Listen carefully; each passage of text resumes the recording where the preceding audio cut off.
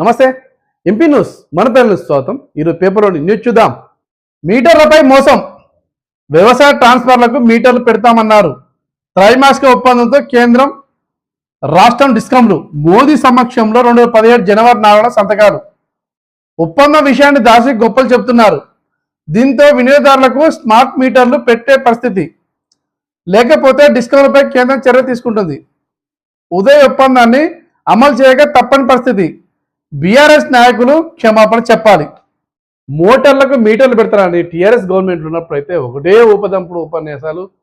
మోడీ పెడతాడు, మనకు నష్టం జరుగుతుంది తెలంగాణ రైతులకు అని చెప్పేసి మోడీ మీద అపోజిషన్ పార్టీ మీద నిందలేసిండు. మరి సంతకాలు పెట్టింది ఎవరు? కేసీఆర్. ఎప్పుడట? 2017 జనవరి 4నే సంతకాలు పెట్టిరట. మీరు పెట్టుకోవచ్చు అని చెప్పేసి సంతకాలు కూడా పెట్టిల్లట. వాళ్ళే పెట్టి అంటే సంతకాలు పెట్టిన సంగతి జనాలు చూడరు కాబట్టి వాళ్ళే పెట్టి మేము ఓకే అంటారని చెప్పేసి వాళ్ళు పెట్టేసి పెట్టిన తర్వాత మళ్ళీ ఏమంటారు? వాళ్ళే పెట్టింది వాళ్ళే, పెట్టిన తర్వాత ఏమంటారు? మీటర్లు పెడతారని చెప్పేసి జనాలను పరిచయం చేసాడు. ఇక గట్టున్నది కథ, కేసీఆర్ కథ. గొర్రెలు కేసీఆర్ కిట్టు బతుకమ్మ చీరల పైన విచారణ సిద్ధమా? అసెంబ్లీలో సీఎం రేవంత్ రెడ్డి సవాల్. టీఆర్ఎస్ గవర్నమెంట్ ఉన్నప్పుడు అయితే ఆడింది ఆట, పాడింది పాట. తెలంగాణ ఖజానాను లూడి చేసేది. అసలు ప్రతి సంవత్సరం బతుకమ్మ పండుగ పేరు చెప్పుకొని ఆడపడుచులకు బతుకమ్మ చీరలు ఇస్తామని చెప్పేసి పొంకనాలు కొట్టిళ్ళు. ఏమైంది? ఆ చీర వీళ్ళు గవర్నమెంట్ ఏదైనా పథకం పెట్టిందంటే జనాలు చేరాలి. బతుకమ్మ చీరలు పెట్టిందంటే జనాలు కట్టుకోవాలి. జనాలు కట్టుకుంటే ఏం చేసిన జనాలు ఆడపడుచు 50 రూపాయల చీర కట్టుకుంటారు కానీ ఇక వచ్చిందే ఎట్లా వస్తుందని చెప్పేసి ఆధార్ కార్డు గ్రామ పంచాయతీలలో వారి రేషన్ కార్డు ఆధార్ కార్డు చూపించి చీర తెచ్చుకుని ఏం చేసిన వాళ్ళు?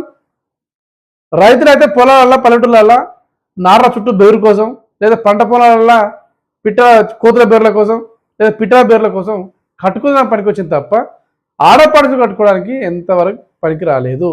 టీఆర్ఎస్ గవర్నమెంట్ ఉన్నంత కాలం బతుకమ్మ పండుగ పేరు చెప్పుకొని కోర్టు కట్టించిండు. వీళ్ళు బతుకమ్మ సీరియల్ ఎందుకు? మరి నాణ్యత లేదు కదా, చాలా మంది కాల పెడతారు, ధర్నా చేస్తారు, వద్దని చెప్పేసి అంటే కేసీఆర్ కేటీఆర్ ఏం చెప్తే సమాధానం అంటే సిరిసిల్లలో పద్మశాలకు పని కల్పిస్తాను మేము అని చెప్పేసి చెప్తారు.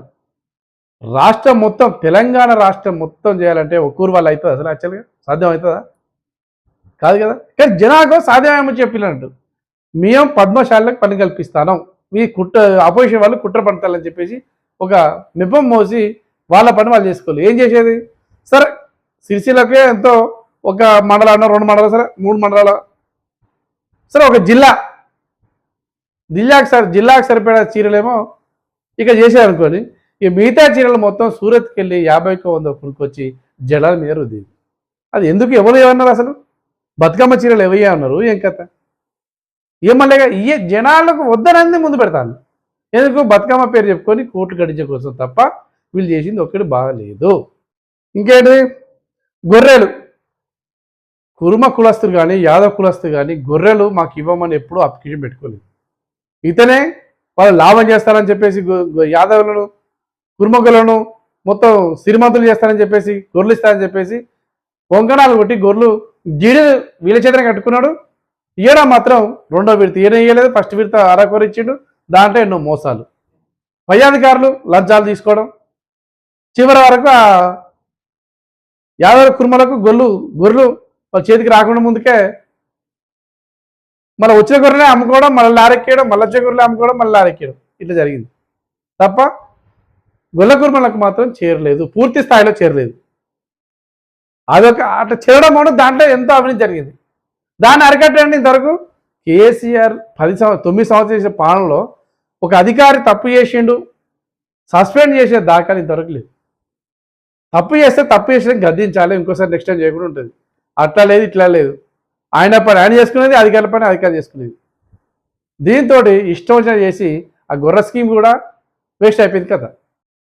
గొర్రె స్కీమ్ కానీ బతుకమ్మ చీరలపైన కానీ దేనిపైన సిద్ధమా అని చెప్పేసి రేవంత్ రెడ్డి అపోజిషన్ టీఆర్ఎస్కు సవాల్ విరుస్తున్న వార్త మనం చూడవచ్చు. రాష్ట్రాల స్థాయిలో నదుల గ్రిడ్ జనవరిలో సమర్థ వినియోగానికి ఏర్పాటు. రాష్ట్ర గవర్నర్గా జిష్ణుదేవ్ వర్మ ఉత్తర్వులు విడుదల చేసిన రాష్ట్రపతి భవన్. ఈ జిష్ణుదేవ్ వర్మ ఇంతకుముందు త్రిపుర ఉప ముఖ్యమంత్రి, తెలంగాణకు ఇన్ఛార్జిగా ఉన్న గవర్నర్ సిపి రాధాకృష్ణను మహారాష్ట్ర పంపించాలట. ఇప్పుడు మన కొత్త గవర్నర్గా జిష్ణుదేవ్ వర్మ వచ్చినట్టుగా వార్త మనకుంది. ఇవి ఈరోజు వార్తలు.